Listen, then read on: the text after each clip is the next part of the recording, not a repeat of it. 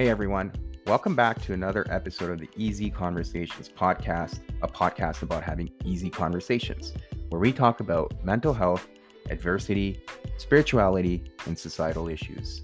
I'm your host, Furkhan Dandia, and join me in this week's insightful and knowledgeable episode with Alicia Patterson, where we delve into the nuanced world of women's health and the often overlooked aspects of birth control. Together, we embark on a journey that goes beyond the surface, fostering a space for healthy discourse on these crucial topics. Alicia is a renowned women's health advocate, and she brings her expertise to the forefront as she shares her perspective on the negative impacts of birth control. Drawing from her extensive knowledge and experience, Alicia explores the complexities of birth control methods and their effects on women's bodies, minds, and lives. Together, we take a deep dive into the various forms of birth control, discussing the benefits and potential side effects, as well as the importance of individualized choices for women. Alicia and I examine the impact of hormonal birth control on mental health, relationships, and overall well-being, providing a balanced and evidence-based perspective. Together, our hope was to navigate this topic with grace and sensitivity, and to emphasize the importance of open and informed conversation about women's health and the options available. Alicia Patterson is a mental health counselor and women's pelvic health specialist in Denver, Colorado. On top of years in the emergency mental health field, Alicia also holds additional training in EMDR therapy and other trauma-oriented tools such as dance movement therapy, body psychotherapy, visceral manipulation, dialectical behavioral therapy, crisis assessment and remediation, attachment and perinatal psychology, Gestalt and transpersonal psychology, and more holistic models balancing the medical and alternative healing fields. Alicia provides a variety of services, including specialized somatically oriented individual counseling, dance movement therapy, holistic pelvic care, practitioner training, professional mentorship, and more.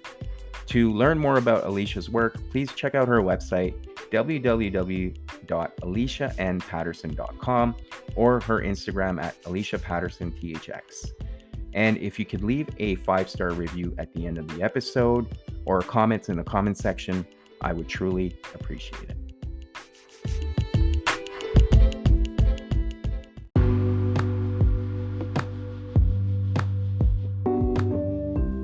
And a brief word for our sponsors.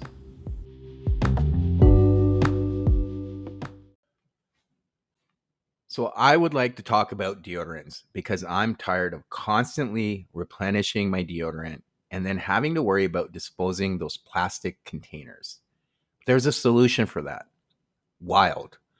Wild provides a eco-friendly, all-natural deodorant with a sustainable design. They provide a for-life aluminum case. For me, they sent me a personalized case with my name on it. And did I mention you can customize your orders and have these refills delivered straight to your door? This is an all-natural solution where there's no aluminum in the product, just in the case. Go to wearewild.com and use code EASY at checkout for 25% off your first order. All right, Alicia, welcome to the Easy Conversations podcast. Thank you for joining me today. I'm really excited about the opportunity to talk with you. But before we get started, I do want to give you an opportunity to share with the listeners who you are, what you do, and then we'll Great. Just kind of jump right into it. Thanks for having me, and thanks for everyone listening. I am a somatic psychotherapist, which is mental health work. It just means body-based psychology and very specific kind of program and field, and is really gaining a lot of attention now with, all the vagus nerve stuff out there and everyone's awareness of trauma and the nervous system, which is wonderful. So that's my main focus in my work. And I also have a women's pelvic health practice. So I really specialize in women's health, and I have psychotherapy available, and I also have a bodywork practice, which includes abdominal work and pelvic floor work, which is intravaginal muscle and organ and nerve therapeutic treatment. So I'm like one of the only ones out there that is a psychotherapist and really has a lot of experience in training and working with trauma, and also offers pelvic floor therapy.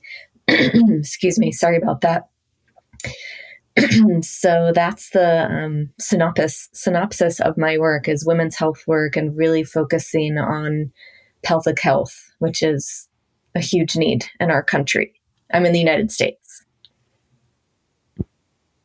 Yeah. No, thank you for sharing that. And yeah, it's very interesting, the whole notion of women's health. And just out of curiosity, I would like to perhaps understand what made you want to go into the space and do the work you're doing. Great question. I'm very transparent and happy to share. The main thing that got me veering into this women's health work is my own experience and all of my work with myself. I always say that my experience getting into somatic therapy was like a parallel road with my own pelvic health process with myself. And, it's been a long road, like maybe like 20 years of like really trying to address my experience of my menstrual cycle and my hormones and my experience with this part of my body. It was always very challenging for me just in terms of symptoms. And then when I started to unpack my pulling the thread of what it means to be a woman and my experience with myself and my body and with relationships and my family and sexism and work and having a couple experiences of assault, which is, just pervasive. And like everybody seems to have a story and an experience of assault in modern societies, at least.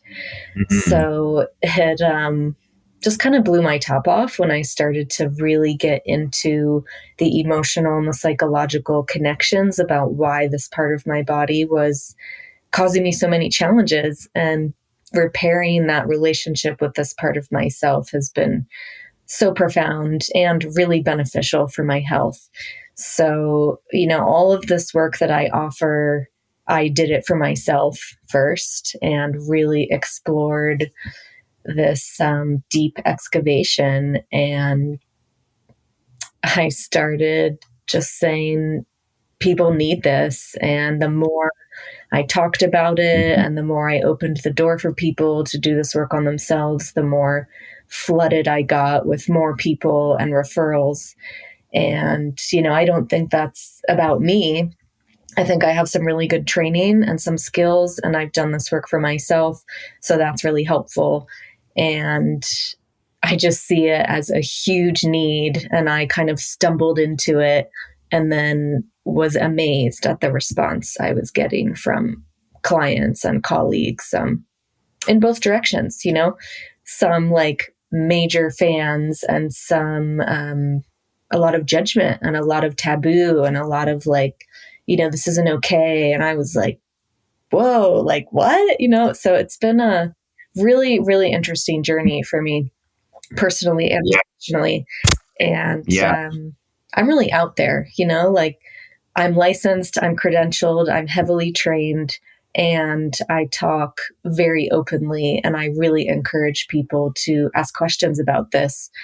And I have, a lot of reasons for that. Like, I really think that the systems that we swim in don't care about women's health. And so I say, well, then we have to take it into our own hands. And that's a big dialogue that I think is happening in our country.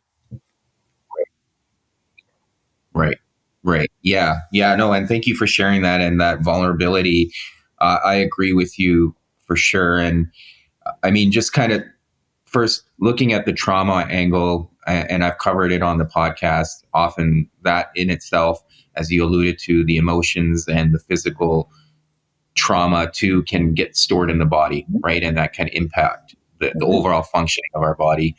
And then on top of that, I've had people share with me how they're kind of angry in a way with society in terms of how society's almost, I don't want to use the word manipulate, but has manipulated a lot of us around some of our own ideologies and the choices we make. And, what I've heard a lot of the times, even like as simple as something you and I discussed offline too, but birth control has been very misleading. And, from a lot of the times, the brunt of that falls on women, and then the choices they make, and then some of the consequences that aren't really either fully disclosed, or there's no knowledge or even support around it after the fact when there's other unintended consequences.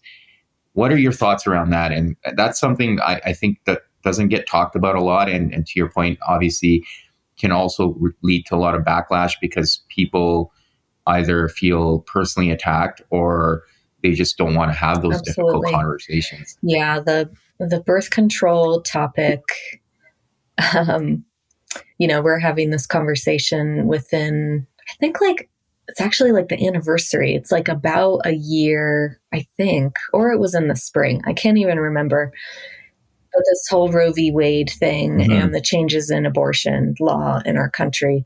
So the birth control and the abortion and the miscarriage and the basically regulation of birth is a huge conversation, and birth control is absolutely part of that.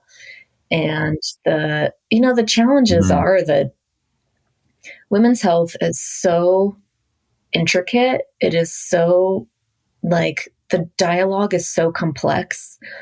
And I really do understand on one level of really big picture thinking that healthcare and the government is there is no way to fully address women's health because their own experience of their birth and their early life and their hormones and what they were exposed to developing and chemicals in our food and what type of partnership they're in and genetic stuff, it's just kind of impossible.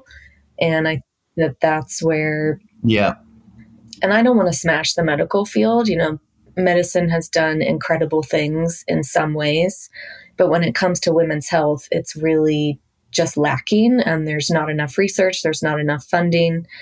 And so when it comes to birth control, it's well, here are these solutions that we have. None of them are actually good for anyone's body. The side effects are, the laundry list of side effects is debilitating for some people, and for other people, it's kind of manageable. And an unwanted pregnancy can be a nightmare for people. So it's a real, and I'm not pro this or anti this. I am pro abortion and choice around abortion, and I always will be. But outside of that, the birth control piece for me is that informed consent and education and awareness of what people are doing to their bodies is what's important. And I had my own experience as a young person trying different avenues and feeling like I needed to, and then starting to feel really strange in my body and realizing as I was getting older, and I don't have children, I've chosen not to, but if I wanted to, I started really researching and reading and realizing and talking to other people in my life that if I'm on birth control for this many years and then I go off and I want to have a baby, what does that mean? And so many people have these challenges of pumping their bodies full of synthetic hormones, which we know is not good for a developing body before our brain is even done developing. 18-year-olds, 13, 14-year-olds are just put on birth control just to manage their symptoms instead of addressing what's really going on in their health or in their life. And then they go off of birth control and they start to have all of these challenges with their health. And so it's a very hard conversation, and it's never something that I want to give a blanket answer to and say, this is the only way.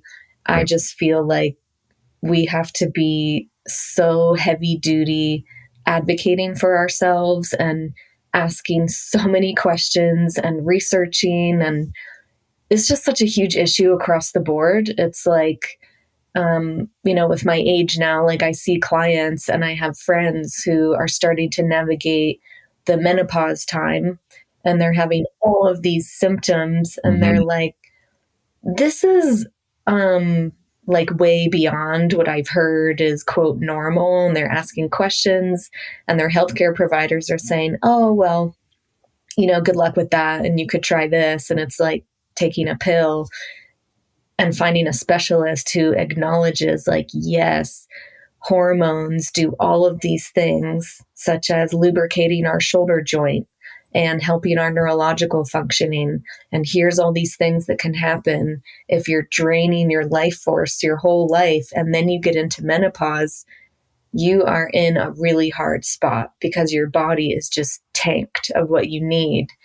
And it's incredible. I think women's health has just been, we live in a patriarchal society that says, this is what you will do for me, and I will extract that, and then I will throw you away.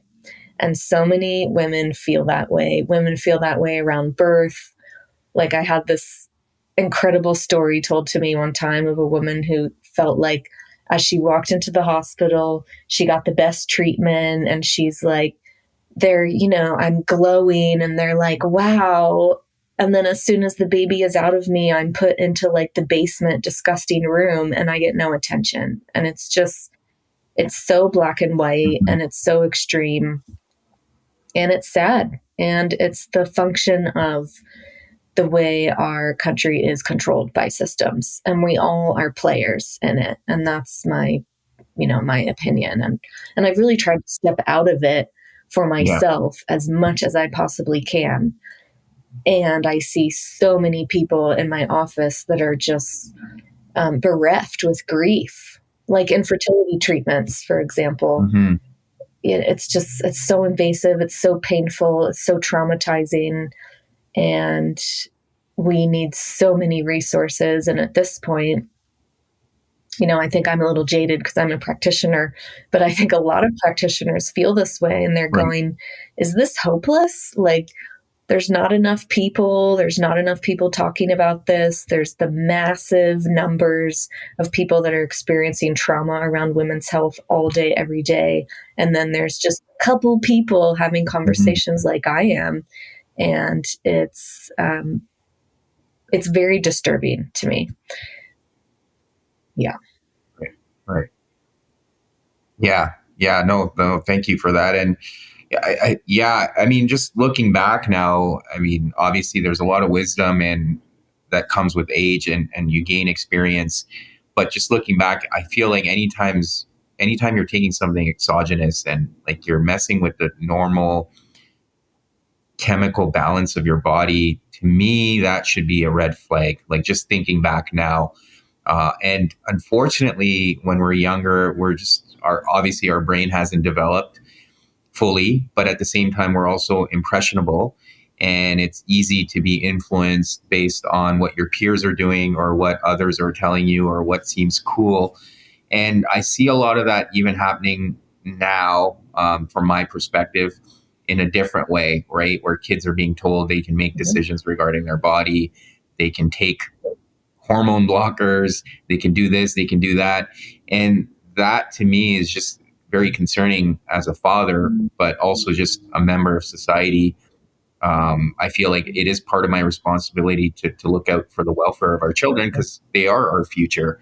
And just hearing all of that and seeing it is alarming. And, I guess part of the reason why we can have these conversations is we may not agree on everything, but at least we're trying to highlight something that is a potential issue in the world today. Yeah. I mean, that's the benefit of our system, is that this country is built on freedom of speech, for better or for worse. What all of that means, we're not, I mean, we are, there's all these things happening around censorship, and there's arguments, and there is some censorship that's happening. And, it's very painful. It's hard to have the level of complexity. And I really do think that the United States is going through something very specific. It's like it's going through its own very particular, unique thing around, especially this, like, making decisions about our bodies and our hormones while people are still developing. And I'm not, again, pro or anti, but changing the physiology of a young person while they are developing is something that you can't get back. It's like there's, that is a very vulnerable window to be intervening. And when I encounter people that live in other cultures or other countries, they look at the United States and they're like, what? It's just like way outside of what their mind can comprehend. And they're like, what are you all going through? Around all the things, around sexuality, around sexual assault, around gender, around hormones, around surgeries, around the racial conversation. We have a lot behind us, and I think it's just getting explosive and it's all coming out. And in some ways that can be very healing, and in other ways that can be very destabilizing. And it's so painful. And I do feel like I have my finger on the pulse a little bit. I have 50 clients that I'm like, okay, you're my, like, I'm like kind of shepherding you through. And so I get to hear what people are experiencing, and I watch social media and I read the comments because I want to have a finger on the pulse of what's happening in the social dialogue. And it's incredible. It is like, and I've been a therapist for 10 to 12 years, and I've been in patient care for 15 years. And part of it is age and experience and perspective. And part of it is the residue of a world crisis. Like, I've never seen what I'm seeing now as a mental health practitioner. And I've worked in inpatient hospitals. I've worked in emergency rooms. I've really been in some hard environments. I've been to jails. And what I'm seeing now, I'm just like, my mind is blown. Yeah. Yeah. Well, and one of the things I've noticed is often that experience and knowledge that we gain over time, it has like no merit. People dismiss it, and it's kind of sad to see, because you kind of see from ancient civilization, a lot of the times you followed the lead of the elders or the people that came before you, and you kind of learn from them. And we've kind of lost that in today's world, which can be frightening at times, or just, I don't like to live in that mindset, but it is concerning for sure. But the other piece, a lot of people I have spoken to, specifically women, again, the choices they made as young women, now they're paying the price, right? And as you alluded to earlier, if they want to have children, they can't conceive. They're having other bodily issues that they weren't aware of at the time, obviously, based on the choices they were making. And so that alone is problematic from my perspective. But at the same time, obviously we're talking about women's health here, but what can women do to be more mindful of that, irrespective of their age, and some of the work you're doing in terms of educating your clients? Yeah, that's so important. And I do agree about this piece around elders. And the United States is one of truly the most embarrassing examples around this, like how we treat our elders is quite disturbing to me. And Canada's not far behind. Yeah, it's really, it's striking. It's very, very painful. Yeah. And, that's like a whole universe. We could open up a big talk about that. So when it comes to working, and sometimes I work with young people, and it is,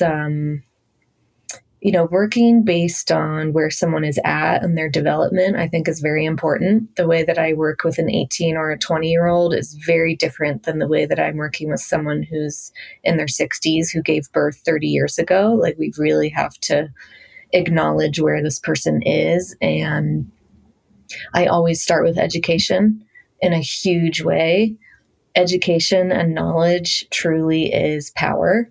And it's pretty incredible. I'm thinking of this book that I'm amazed that I got my hands on before I really knew about what it was. it was a long time ago, and I just was like, wow, this is interesting. And I think I saw that someone had it, and so I ordered it. And it shows what they call in the book menstrual extraction, which is basically a manual abortion with a syringe. And now that book is unavailable. It's banned. You can't order it. You can't get your hands on it. So I think that education and access to information is one of the most powerful influences and sometimes that can be like too much too soon, like for really young people who are learning so much about the body and like their consciousness can't really metabolize it yet. I think that and that's the big argument about sex education. I mean, that's like one of the most charged things for parents and schools. And it's like, if we give all of this power to young people and then just say, I hope you make good decisions, parents have so many opinions about that. And I really understand that. And I'm not a parent. So, I don't work with kids intentionally because it's too much work to work with parents around all of that. But once someone is a legal adult, then I'm saying, well, here is this whole other way. And I really started to go in that other way direction for myself when I was about 23 years old. And I have never stopped educating myself since. And the more I learn and the more I study, the more there's just this huge rabbit hole. And it is like the deepest thing that we can go down to really get into the topic of women's health. And, one of the most illuminating, very disturbing, very painful. I'm so glad I waited until my late 30s to read this book called Unwell Women. And it's the history of women's healthcare. It's the origin of the medical system. It's the origin of Planned Parenthood. It is shocking. And it's just like history, it's like on this date, this happened and this person, and it's basically medical experimentation and without pain medicine and really just horrible atrocities and, no regulation around what was happening to people. And a lot of it was racial. So it's a really big conversation. And the more we educate ourselves and the more we understand what kind of systems we're swimming in, the more painful it can be and the more empowering it can be. So I really just feel like when we really get in touch with our own autonomy and making choices and being as powerful as we can when we're living within these systems that are undeniably so controlling, like look at the abortion thing. It's like, oh, fertility rates is a challenge in this world. There's not enough people having children, so we'll force you. That's basically what is happening around that decision. And fertility rates is a real thing, like population collapse is something that should be talked about. It's happening in other parts of the world. It is a very sad thing. But it's just the way that we go about it. It's this incredibly authoritarian, controlling, like it's so, and I'm in Colorado. So it's, I live in a place with more choice. And so that has a certain effect, but like I know some level of what's happening in the South, for example, and it is like, I don't even have words. It's so sad and horrible and traumatic. And we're all going to be dealing with that in the next generation.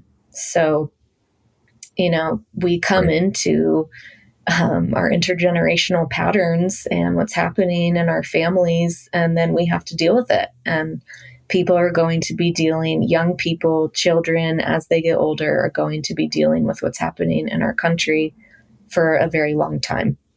And being with young people around that is the best thing that we can offer as adults. And so to help them and attune to them and ask them what they want and need and give them options and protect them and say, this isn't okay. And how can I help you? And how can I support you? And there's just not enough people doing Yeah. that. I think because of how uncomfortable this is and because of how alarming it can be, I think people either avoid and ignore and deny, or they get extreme and controlling and rigid. And neither of those extremes Yeah. are helpful to young people. It's either neglectful or it's so controlling that they rebel, and then they go out and they do something that is unsafe. Mm-hmm. Mm-hmm.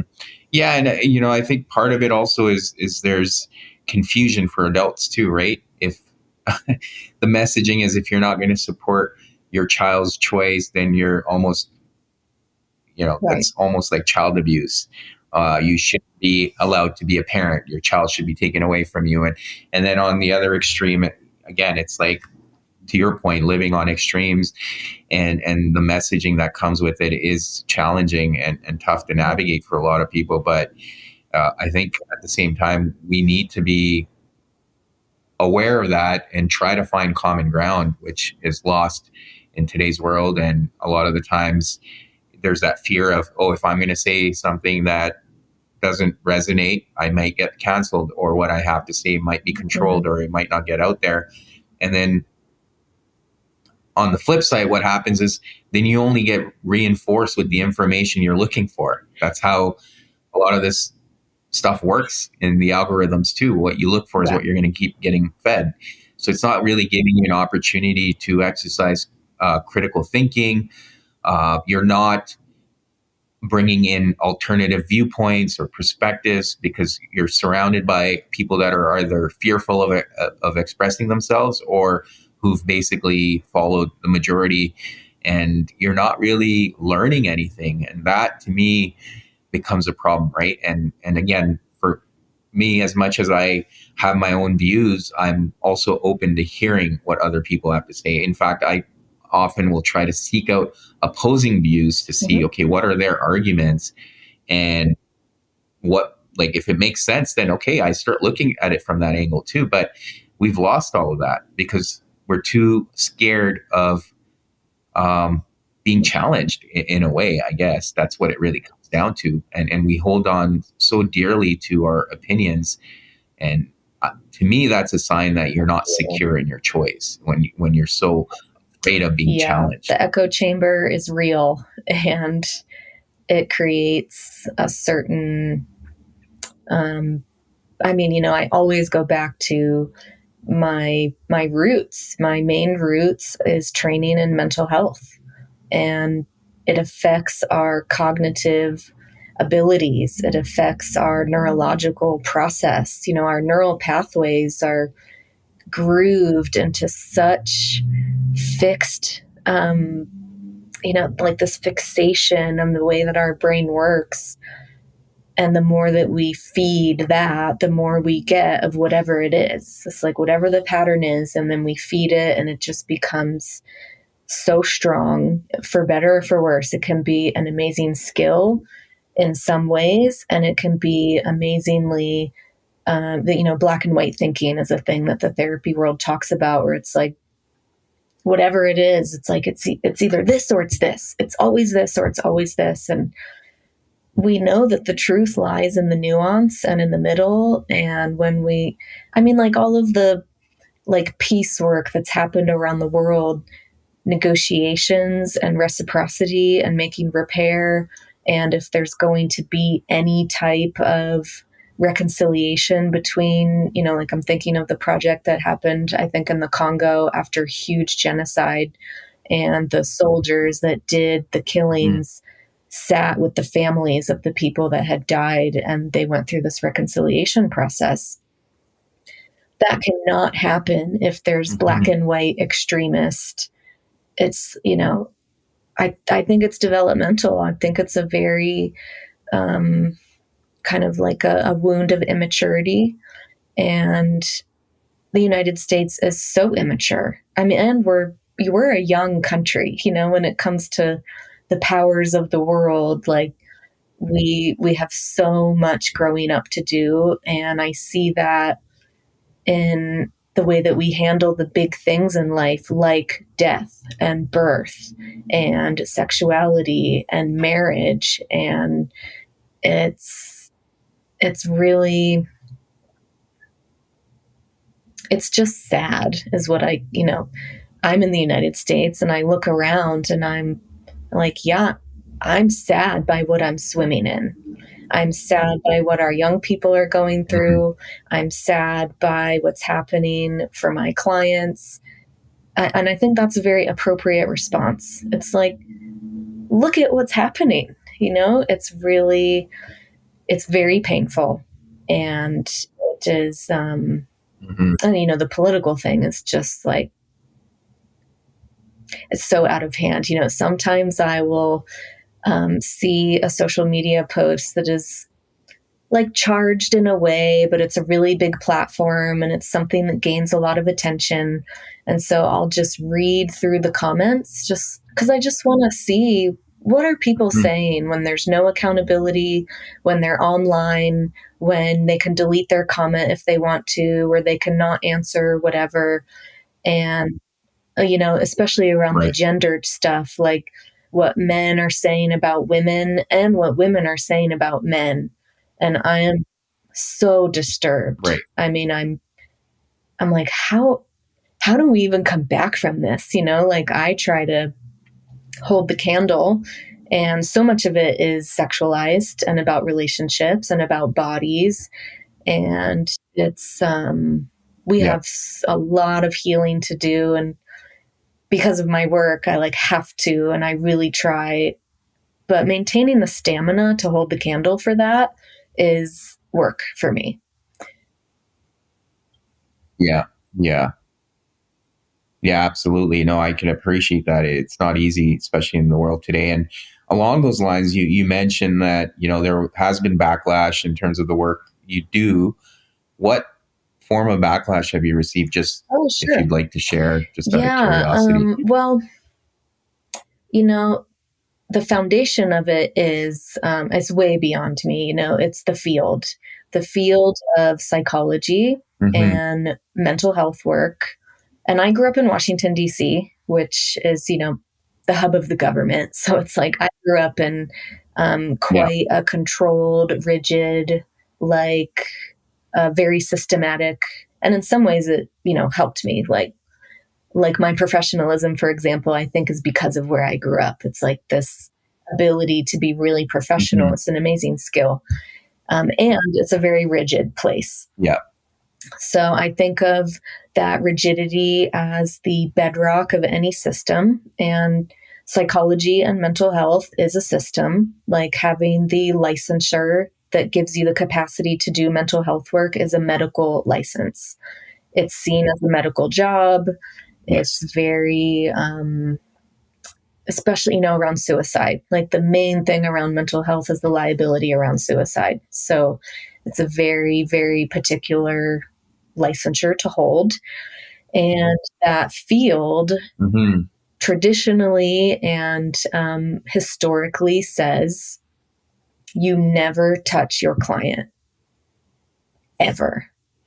It's just like hard stop, hard rule.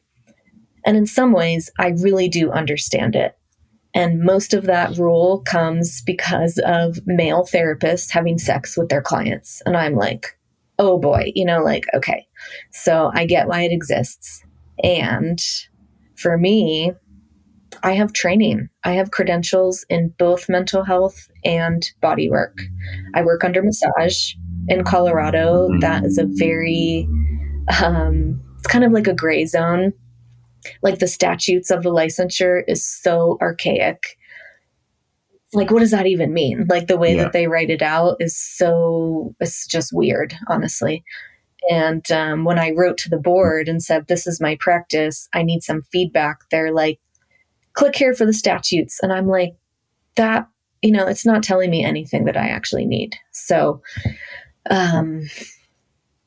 it's a really charged topic. And there are some therapists that I encounter that look at my work and they say, thank you so much. This is like beyond, such big support, so much gratitude, so much acknowledgement of the amount of work that it takes to offer a safe space and to make sure that everything is consensual and there's like real awareness of what's happening. And I mean, entering someone's body, we're working with the inside of the body. And that is the most vulnerable thing that anyone can do. And then I encounter therapists that go, you can't do that. Like, you shouldn't be doing that. If you're a psychotherapist, like their brain is just like, you're unethical, like the judgment is, for me, it's the patriarchy. And patriarchy doesn't mean men. It means the system that controls all of us. It's this rigid, controlled, hypervigilant. And, I'm like, I have credentials and I have training and they're separate practices. And that's what I always stand by. And sometimes I get pushback around it. And it makes people so uncomfortable to even talk about the vaginal tunnel or the cervix or the uterus. It's like, this is part of our body, just like any other part of our body. And so many people have trauma and we need support. And I have the licenses and I have the credentials. And so it's been a real thing. And I've been in the dialogue for like about 10 years, and part of the somatic program is talking about therapeutic touch work. And the somatic field has always been the stepchild of the psychology field. The very hardcore, like cognitive behavioral work, heavy, clinical, like evidence only, research and evidence only. And they look at the somatic world and they're like, you're so fluffy, like, get out of here. It's really, really interesting. And I left Washington, D.C. because I didn't want traditional psychology work. I wanted alternative work. I wanted somatic work. Touch has always been huge for me, and sitting and talking didn't do enough for me. So it's very, very wild to talk with practitioners about it. And people have such strong opinions, like it's one of those things that just makes people so polar in the field. People either tend to be like, you should never, absolutely not, or they're like, yeah, for sure. And there's a lot of nuances in between the extremes. And that's what I want to talk about.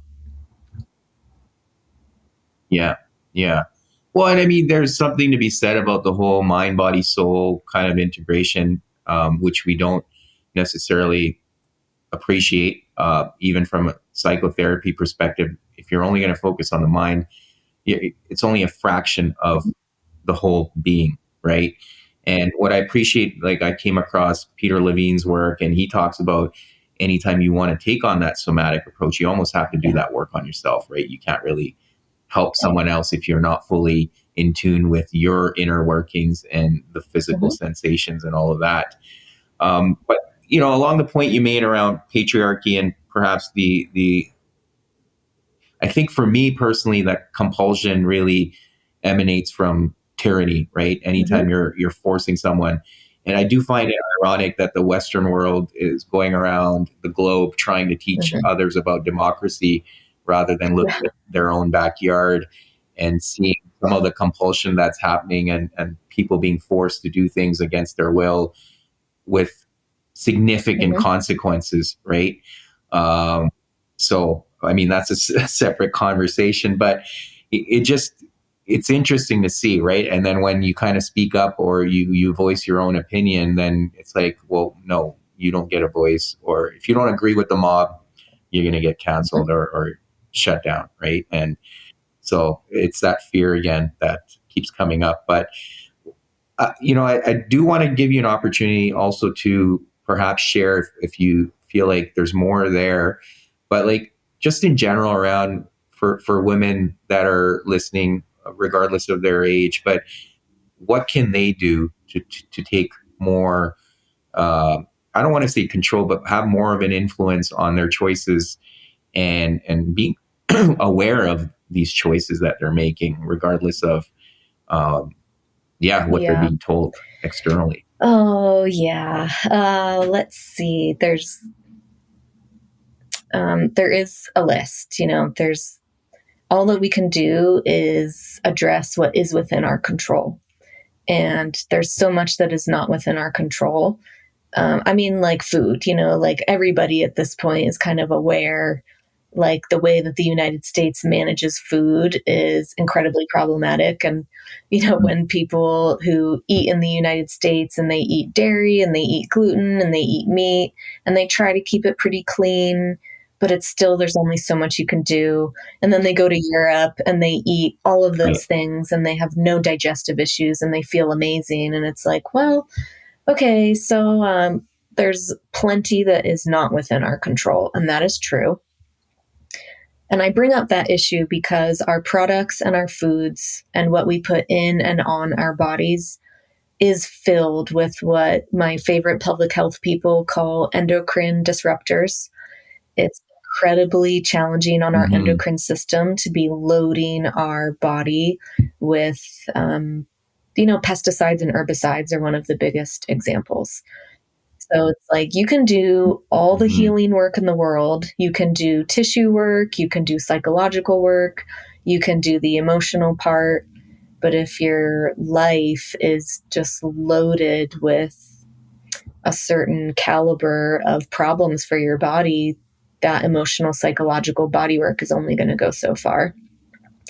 So the first thing I say is look at what you're putting on and in your body. And it's tricky because that conversation is married to the conversation around wealth and resources. The best food and the best products cost money. And the highest quality things that are really good for our bodies are incredibly expensive. And if you live in a food desert and all you have within a 40-mile radius is a gas station that has Cheetos and M&Ms, it's like, well, good luck cleaning up your lifestyle. It's a really big systemic issue. So there's only so much that some people can do about that. But if you do have control over it, and I've done that for myself, I've completely overhauled my entire lifestyle. And it took me a long time, because if you try to do all of it all at once, it is kind of impossible and you'll get burnt out. And it's really hard to upkeep if you just, 180 and then within a month you're like, oh my God, this is I can't sustain this. So that's taken me a decade to fully transition into a whole different way of living. And that's where my money goes. My money goes to good food and really good quality products and making sure that my environment is as clear as it can possibly be. And in a way that was a sacrifice. What I used to spend on was quite different. And now what I spend on is trying to maintain my health. And I wanted to say before I go back to this, I love that you brought up Peter Levine. Peter has built an incredible body of work. And the traditional, the academy, basically.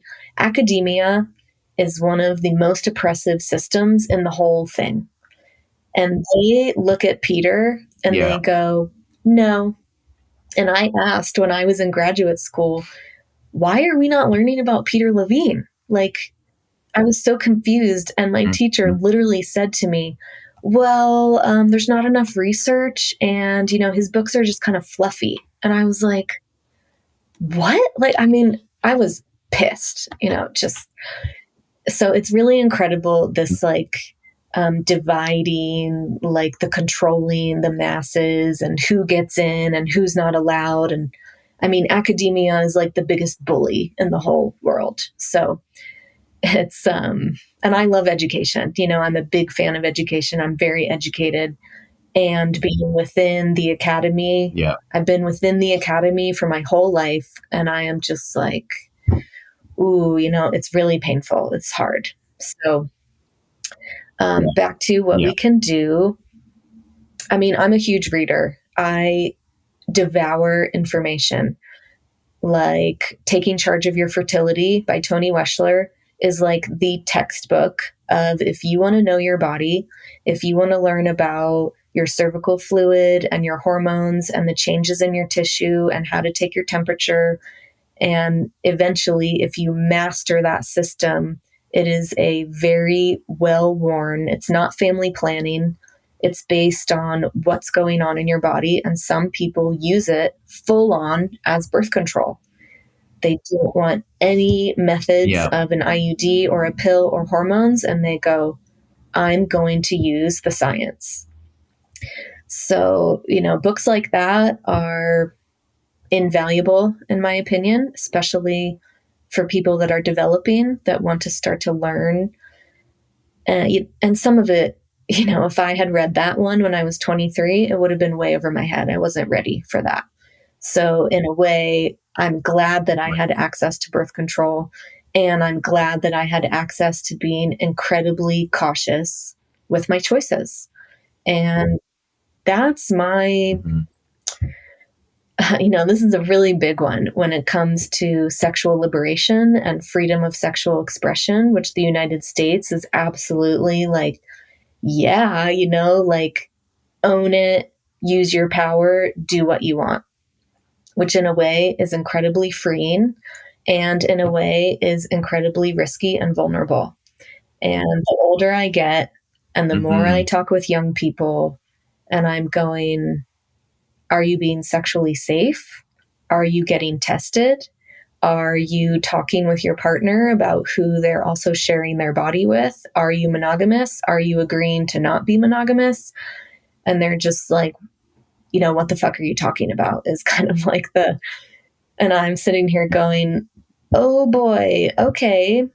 So let's start with, when you share your body with someone, it has an incredible impact. And that is one of the biggest choices that you can lean into and really look at what you're doing. And I never want to shame people.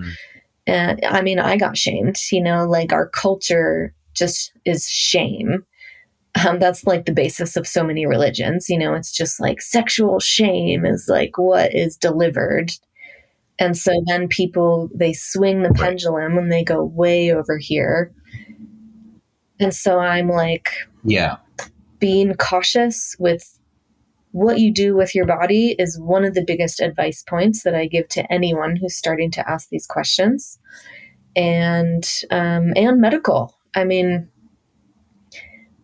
You can't take back what you do, but you can always wait and ask more questions. And one thing that, I just talk about myself because it's the easiest, and it's not really right to talk about clients most of the time. When I was in my early 20s, I got an abnormal pap. And I was so young, and this was the first time I heard the cancer word. It wasn't cancer, it's pre-cancer, it's abnormal cells, and I was scared shitless. Like, I was absolutely just, and so I'm sitting there with this doctor. I didn't ask her one question except for like, well, what am I supposed to do? And she said, well, we do this and we do this and we do this. So I had this procedure called the LEAP procedure, which is where they freeze or laser or totally remove parts of the organ. It was so traumatic for me. It really influenced the scope of like how my life went. And when I started doing this work on myself, it took me years, and I started reading, and I said, oh my God, I have scar tissue on my cervix. I didn't even, thinking about scar tissue was just not within my realm of awareness until I got older, and reading about how scar tissue can prevent, if you want to have a pregnancy, it can prevent it. And I'm just sitting there going, nobody told me that. I wish that they had just talked to me about that. And this whole like precancerous cell stuff is one of the biggest controversial topics in the OBGYN world.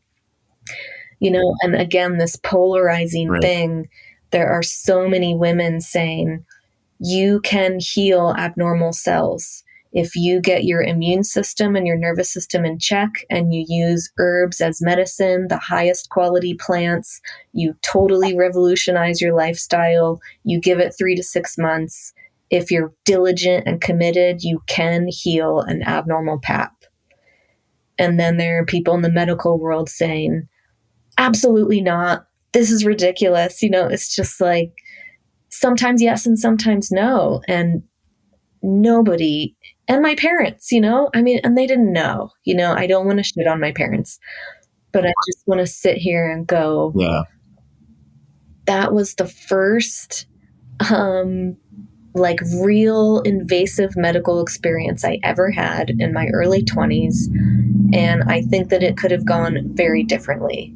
And it was so, so painful for me. So ask questions, push back, make medical experience consensual. And the hard part is a lot of medical providers, they do not like that. They feel that it's a waste of their time. They don't understand it. It's not part of their training. Medical training, it's like bedside manner is not part of their training. Their training is you get the work done and you flush as many people through as you can. And it's like we are part of that. The medical industrial field is incredible. So we have to ask questions and we have to push back and we have to be what I call a difficult patient. I'm a very difficult patient. I have a lot of demands. I'm like, This is, can you slow down? Can you let me insert the speculum? Can you use lubricant? Can you use plastic instead of metal? Can you warm it up? And they're just looking at me like, you're insane. And I'm like, well, I'm insane. Like I'm happy to be whatever. This is how it's going to go. Like I'm a consumer and you serve me. And it's a really rough road. Once you start to awaken to like, this is what you have to do if you want good health care.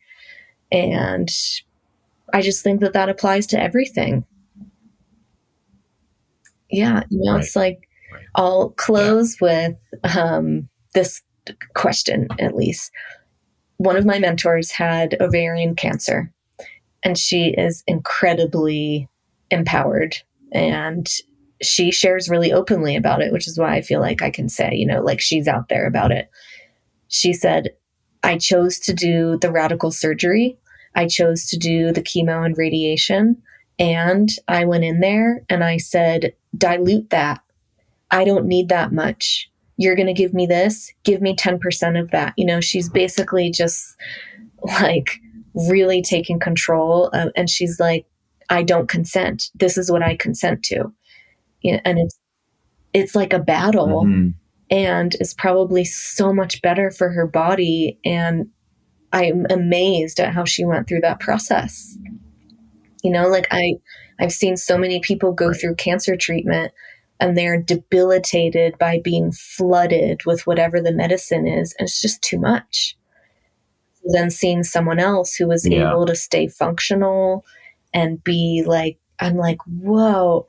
So I just think that that's how modern systems work. And if you're going to live in a modern system, you can either collapse around it and get like it's hopeless and despair, or you can say, okay, I'm going to grab this by the horns and I'm going to master whatever I have control over. And that's my advice to all women, elder women, young women, women having pregnancy and birth. It's just the circumstance that we're swimming in. Yeah. Yeah. And thank you for that again and sharing your own personal experience. And, based on what you shared, even with some of the challenges Peter Levine's had, I think part of the main theme here is science. If it can't be explained scientifically, people will be skeptical. But we have also learned that we only know what we know today, right? And tomorrow, we're always learning new information, and then we realize that some of the things we were doing before were insane, right? So that's just something to be mindful of. And to your point, doing the research. There's tons of books out there. Try to learn as much as you can about what you're putting into your body. Like for me personally too, just being aware of what I'm eating, thinking about my gut health, which we're coming to learn that is Yes. our second brain. So are we taking care of our gut? And I mean, obviously that too can have implications based on what we're consuming on a daily basis. And we've talked about people's diets and some of the food that's readily available for us. You often have to question, okay, why is it so readily available, and what's going on in there, right? So just wanted to highlight that. I just want to be mindful of your time, but thank you again for coming on here and sharing some of that wisdom with us. For listeners that do want to get a hold of you and learn more from you, what are some ways they can do that, whether it's online or social media? Thank you so much for having me. And I mean, really wonderful conversation. So my website has a ton of information. That's probably the best hub if you want to just read more. I have a lot of resources available, and people can get in touch with me through my website. And I am on social media. I mean, I'm hardly on Facebook, and I don't do any of the newer ones, but I am on Instagram. That's the only one that I sort of maintain. Mostly it's like my cats or a little share if I have an event going on. But I'm happy to be on Instagram, and just, people want that. So I've chosen one platform, and that's where you can find me. And my email list really is, if I'm going to share online, it's usually on my email list is where I'm more transparent. I will share more. I will put out more details about things. So if you really want to connect with me and say, like, what's she doing? Joining my email list is probably the best way to get in close touch with me. Okay, awesome. Yeah. And I'll get that from you, and I'll put it in the show notes for the episode so people can go find it there. But yeah, just wanted to, again, take the opportunity to express my gratitude and thank you again for coming on here and having this conversation. It's refreshing to have conversations with male show hosts who really can and want to talk about this. It is a huge need. And, fathers in our country, it's there's only so much. We need all of it. There's only so much that women are going to do around this. We need conversations in our families. We need conversations with our fathers. And it's different. It's different than having a conversation with a woman, and I appreciate it. Yeah, no, thank you. I appreciate that.